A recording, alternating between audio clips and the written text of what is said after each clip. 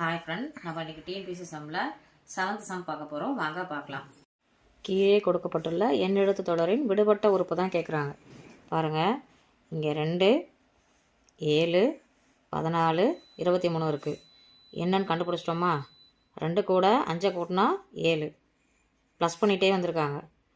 7 கூட 7 கூட்டினா 14, 10 கூட எந்த நம்பரை கூட்டினா 23 வரும்.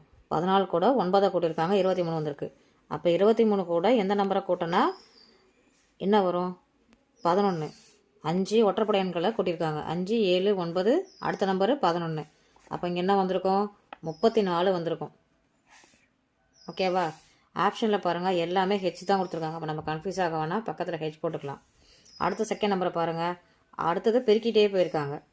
2, 2, 4, 4, 12, 12 × 4 48. அப்போ 48 × 5 என்ன வரும்?